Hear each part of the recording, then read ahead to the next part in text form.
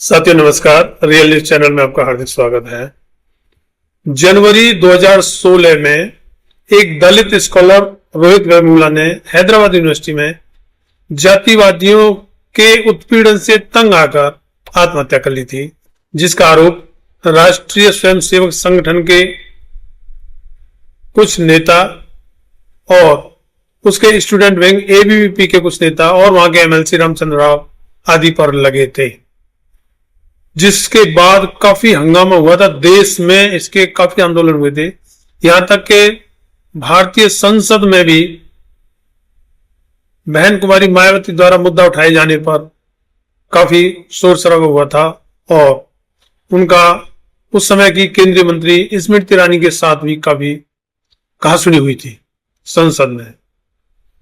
उसके बाद में रोहित वेमुला की मां ने देश के तकरीबन विपक्ष की सभी पार्टियों के नेताओं से मुलाकात की, लेकिन उसका कोई हल नहीं निकला। मुकदमा दर्ज किया गया, जांच हुई और दिसंबर 2023 में वहां पर यानी कि तेलंगाना में कांग्रेस की सरकार आ जाती है।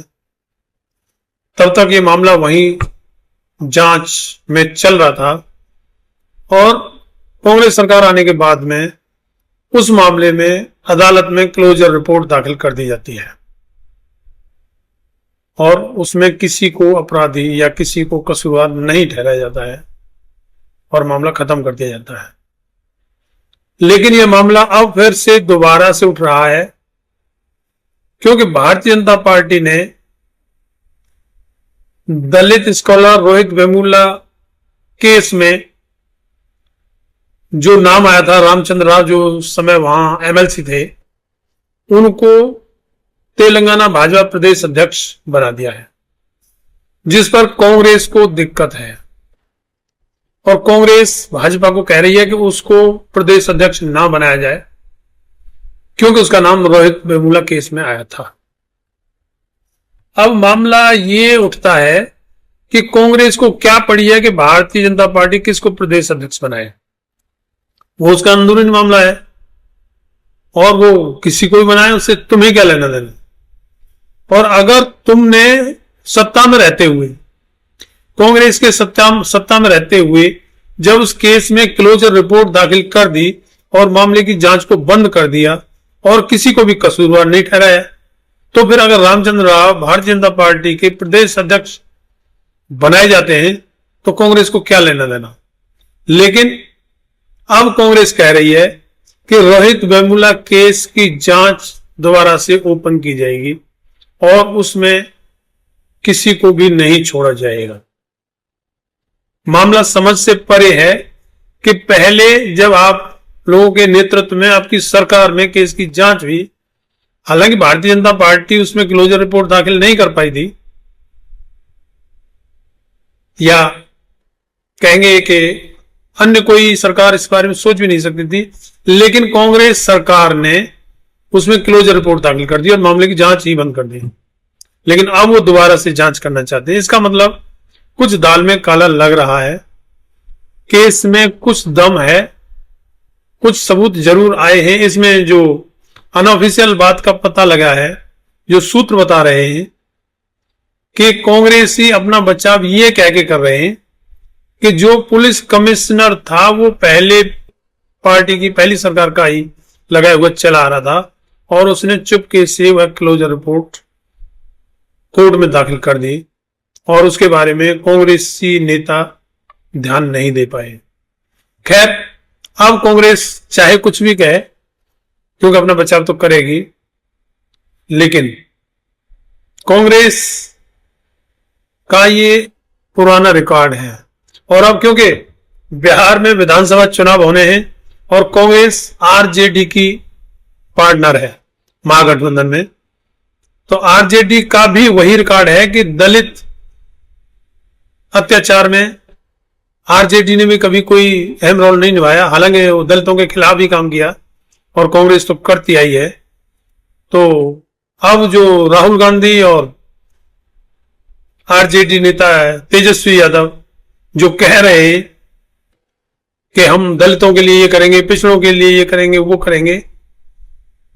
और राहुल गांधी तो यहां तक कह रहे हैं कि सभी का प्रतिनिधित्व दिलवाएंगे और सभी के साथ न्याय करेंगे और ये करेंगे, वो करेंगे। लेकिन उनसे कोई पूछे कि तुम्हारी सरकार जब तेलंगाना में थी, रोहित वेमुला इतना हाईलाइट केस जिसमें तुम कुछ नहीं कर पाए, जबकि सबके सामने सबूत थे। उनको यूनिवर्सिटी से निकाल दिया गया था, उनके वो जो स्कॉलर देने से बंद कर दिया था, और वहां पता नहीं कितने सबूत थे।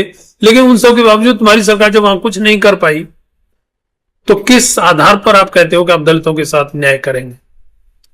वो वही मामला है जैसे आरजेडी नेता तेजस्वी यादव जो उप मुख्यमंत्री थे नीतीश के साथ, उस समय दलित डीएम जी कृष्णैया की हत्या,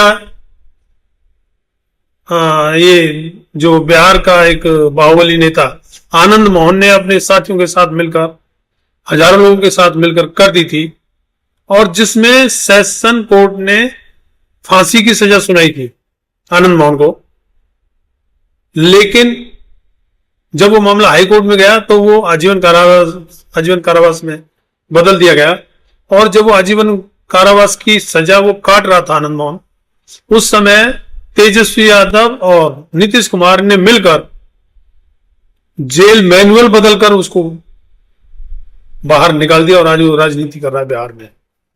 तो तेजस्वी यादव हो या राहुल गांधी, ये बातें करते हैं, हकीकत में ये दलित विरोधी हैं। क्योंकि एक दलित डीएम की हत्या की थी, उसके हत्यारे को तेजस्वी यादव ने नीतीश कुमार के साथ मिलकर जेल मैनुअल में बदलाव करके जेल से बाहर निकाला था, वो ना दलितों के खिलाफ। उसी तरीके से कांग्रेस ने तेलंगाना में दलित स्कॉलर रोहित वेमुला ने जो आत्महत्या की थी, उसके जिम्मेवार लोगों को क्लीन चिट देते हुए वो मामला जांच से ही बंद कर दिया था। और फिर ये लोग कहते हैं कि हम दलितों के साथ न्याय करेंगे। यही मुखौटा लगाते हैं, और इनसे पब्लिक को भी सावधान रहने की जरूरत है। अगर ये बिहार में सत्ता में आ भी गए तो इन्हें चोरी छिपे इसी तरीके के काम दलितों के खिलाफ ही करने हैं।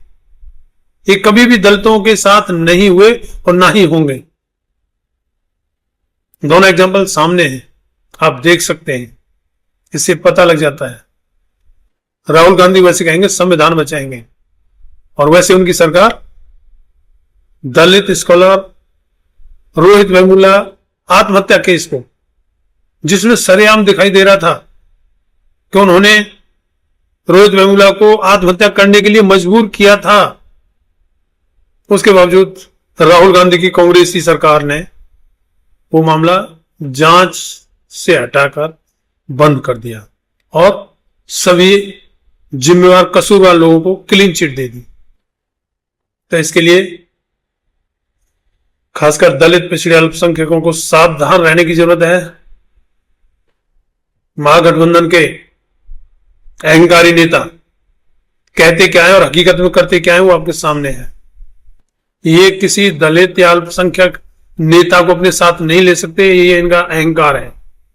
हालांकि एएमआईएम के नेता जो बिहार के प्रदेश अध्यक्ष हैं, उन्होंने चिट्ठी भी लिख ली महागठबंधन के लिए, लेकिन उसके बावजूद भी ये उनको साथ लेने के लिए तैयार नहीं हुए, क्योंकि अब इन्हें अहंकार छाया हुआ है। मनु मीडिया दिखा रहा है